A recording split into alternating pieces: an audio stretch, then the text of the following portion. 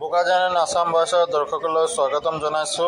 আমি এতিয়া শিৱসাগৰৰ এটা গুৰুত্বপূৰ্ণ বাতৰিলৈ উপস্থিত হৈছো। আহক চাওঁ।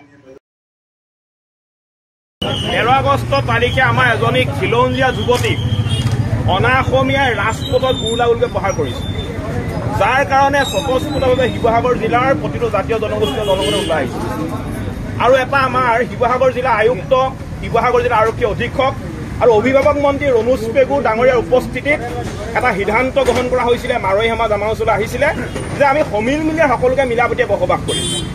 কিন্তু আমি দুদিন অতিক্ৰম কৰাৰ পিছত আজিৰ পুনৰ শিৱসাগৰৰ নগৰত মাজমজিয়াত আমাৰ এজন খিলঞ্জীয়া যুৱকক মাৰোৱাৰীয়ে মুখত ঘোচা মাৰি মুখ ফালি দিছে। এটা কথাটো হৈছে, তহঁতৰ মাৰ খাবলৈ কি আমি চাই আছো নি?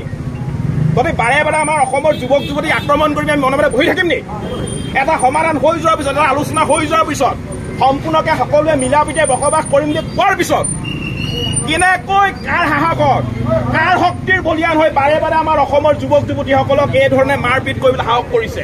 গতিকে আজি আমি এটা কথা স্পষ্ট কৰি দিব বিচাৰিছো, এই ঘটনাৰ সন্দৰ্ভত আমি 30টা জাতীয় জনগোষ্ঠীয় দল সংগঠনে আলোচনা কৰি আমাৰ যিটো এটা প্ৰস্তাৱ আছিলে যে আমাৰ অসমৰ যুৱক যুৱতীৰ ওপৰত যোনে শাৰীৰিকভাৱে আক্ৰমণ কৰিব তেওঁ ব্যৱসায় বাণিজ্য সম্পূৰ্ণভাৱে বন্ধ কৰি দিয়া হ'ব, এই সিদ্ধান্ত ল'বলৈ আমি ইতিমধ্যে গৈ আছো। আমি 30টা জাতীয় জনগোষ্ঠীয় দল সংগঠনে এই বিষয়ে আমি আলোচনা কৰিম। লোহিত ৰাঠী বাবুলাল ৰাঠী